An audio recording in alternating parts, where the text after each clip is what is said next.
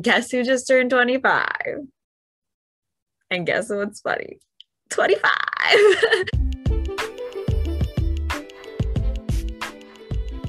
Welcome, growth seekers and freedom fighters, to the Grow to Be Free podcast. I'm your host, Kiani Williams, and it is my goal to help you reach your fullest potential through listening to the stories of real women who have broken through a new level of life.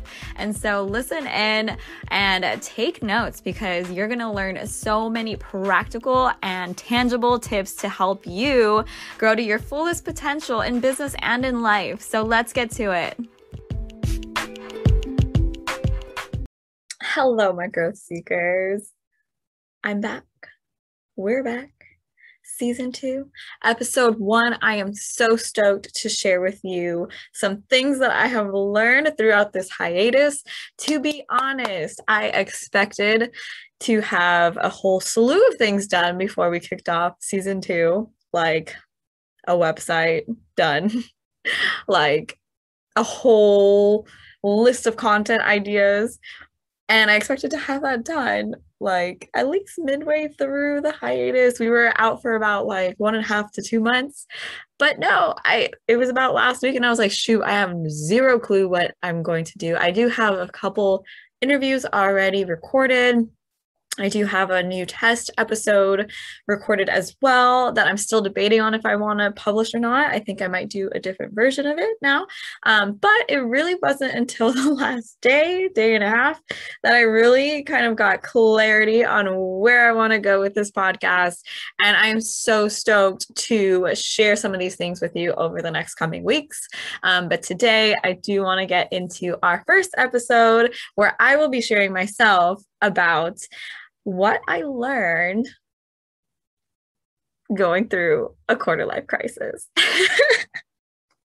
I'm laughing because I didn't even know a quarter-life crisis was a thing until I was feeling some type of way towards the end of season 1. I was feeling some type of way, or at least when I was recording some of these newer episodes for this season, I was like, what is going on with me?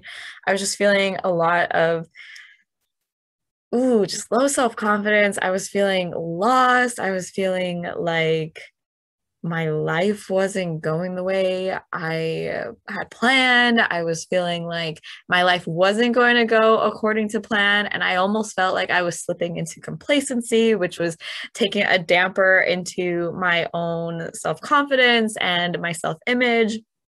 And I was also feeling very just overwhelmed with the dissatisfaction I've had with my job and just where I'm at currently in life. And I realized, I was like, why am I feeling this way? I'm like, wait, oh my gosh, I'm turning 25 in a couple months. And I have now labeled it as a quarter-life crisis, because that is how I was feeling. And, this is where we're at. So I'm going to keep this really light, but I do want to provide to you some value about the quarter-life crisis. So, what is a quarter-life crisis?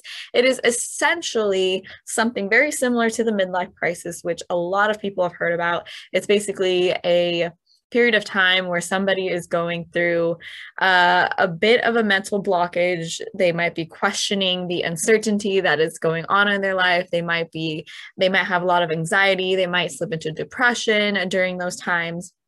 For me personally, in the quarter life crisis, I have felt a lot of anxiety. I've actually checked myself into some therapy appointments that have helped a ton. And one thing I will say first is that if you are slipping into a negative mental state, whether it be depression, whether it be anxiety, whether it be anything else mental health related, please take the time to call up a friend to help you schedule an appointment if you need it. Reach out to a counselor. There are free resources that I know of in San Diego that you can always reach out to me about. And I also have some really great resources as well that you can go onto. But that's first and foremost. most. And really, there is no problem reaching out for help. Everybody does it. I do it. There are so many celebrities and people who are very high up there who get help as well. So please don't ever feel like you're crazy. Don't ever feel like somebody will judge you for getting help with your mental health, because that is the primary thing that you need to prioritize in your life. And so this is something that is new to me. I actually took a break from a lot of activities that I've been involved with over the past couple years, and even most recently in the last couple months, I've taken a break from to really just sit back and figure out what the heck was going on with me. And so I've come out of this period of time with a few hit list sort of learning lessons that I found. So if you are going through a quarter life crisis, or you might feel like you are, or maybe you're in a midlife crisis, or just any sort of crisis at all, maybe this might help you. If you're dealing with uncertainty, anxiety about the future, if you're feeling very dissatisfied with life, let me tell you some things that help me, that might help you. So let's get to it. First thing that I learned: your plan might not always go to plan. And I say that, it sounds really weird, but like I say that because I'm a planner, whether I like to admit it or not. I can be a little bit on the disorganized side, but I do like to plan out my life. And I have learned a little bit about myself that I like to control my life. And like most people like to control their life as well. And I've learned recently, somebody had said it, I cannot remember for the life of me where I heard it, but somebody said, control is an illusion. And that really stuck with me, because I was like, wow, that is so true. Like, you really can't control anything. The one thing that you can, or the two things that you can control are, number one, your attitude, and number two, your actions. And when you really focus on following those two things and taking ownership over those two things and nothing else, your life will start to change. And this kind of ties into my second point of peace being the most important thing. And for me, I've always struggled with, what do I prioritize in life? Like, do I prioritize meeting my financial goals? Do I prioritize my family? Do I prioritize my career and what I like to do? Do I prioritize blah, blah, blah? And like, aside from actually, this doesn't encapsulate mental health. The primary thing that I've decided that I will focus on, if there's one thing at all that I will focus on, it will be peace, having inner peace. Because if you have peace, you have everything. But if you don't have peace, you don't have anything. And I say that because you can be a super duper rich person and have everything in the world, everything your heart desires, your dreams, goals, aspirations, all come to fruition. But if you do not have inner peace, you're lost. You are lost internally, you're lost mentally.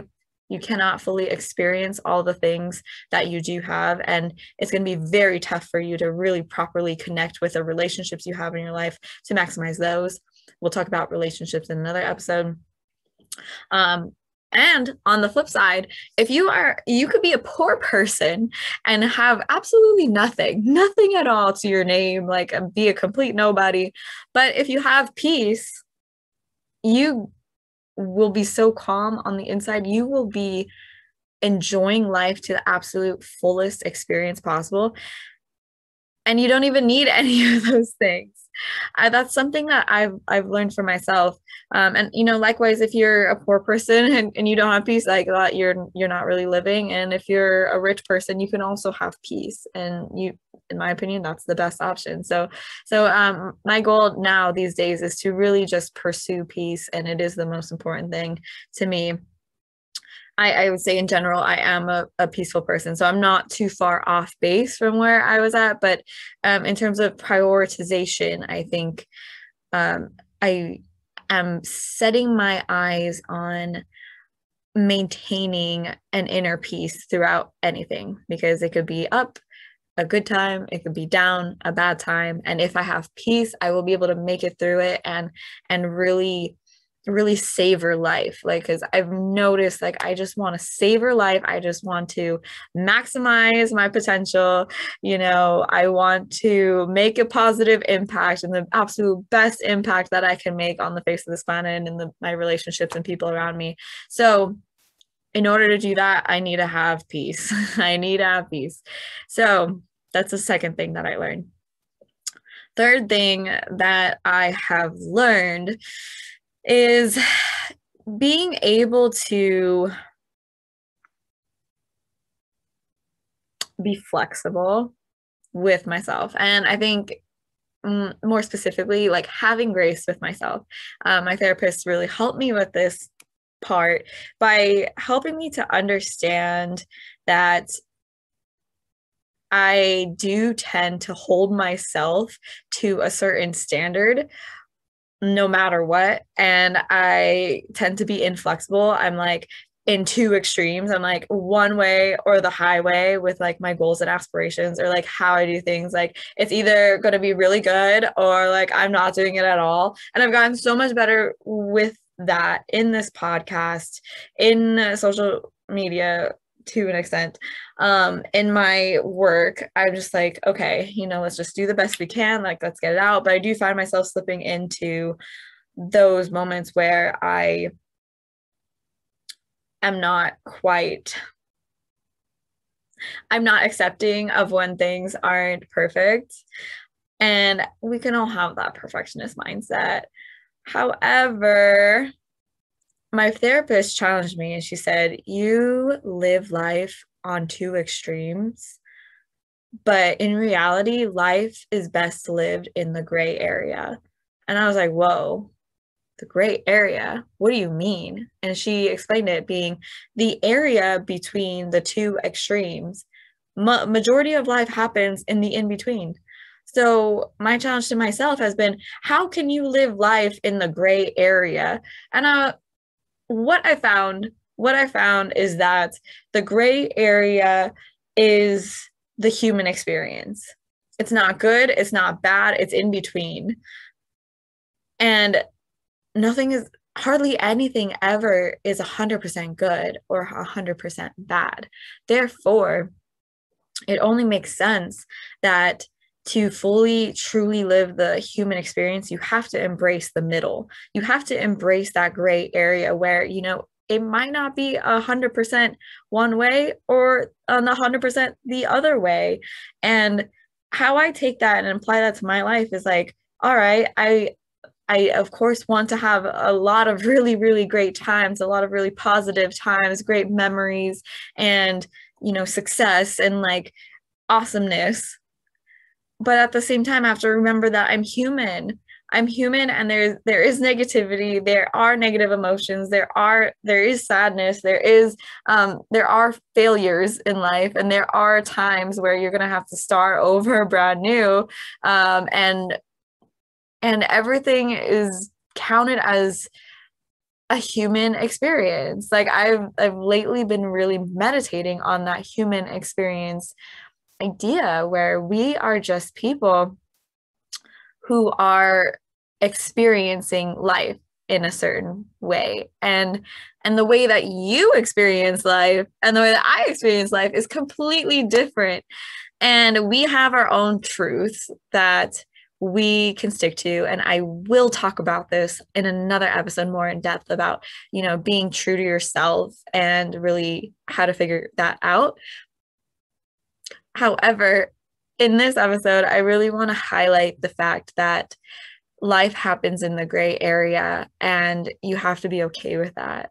And in these moments when we're going through a crisis, we have to remember, like, this is just a human experience. Like, this is just literally, like, everybody goes through the same thing, but like in different ways and in their own little arena of life and like their own season. But we all generally go through the same things, and that's just what makes us human. So I am embracing that and just realizing like that's what makes me human. And I'm choosing to see the beauty in everything. And so that's a saying that I have been saying for a while, like find the beauty in everything. And I am going to perpetuate that even more this year throughout this quarter life crisis. I feel like I'm now out of it, which is why I feel comfortable sharing some of these things with you. So to recap, the first three things that I have learned through my quarter life crisis. Number one, your plan might not always go according to plan. Number two, peace is a priority. Number three, life is lived in the gray area between two extremes. There are plenty of other things that I have learned through my quarter life crisis, but I wanted to keep it to those three things so that way you can focus on those for a little while and we can share more. This will be part one. I will have probably a part two, part three. We'll see how it goes. We'll play it by ear. Thank you so much for listening. If you liked the episode, it would mean so much to me if you shared it with a friend you feel like needs to hear it, because everyone deserves to experience growth and freedom. And as for you, I would love to get to know you and hear your feedback on the podcast. So I invite you to reach out to me on Instagram at growingtobekiani or on the Grow to Be Free podcast Facebook page. And if you're looking for community and connection, join the Grow to Be Free Club on Clubhouse. Until next time, see you soon.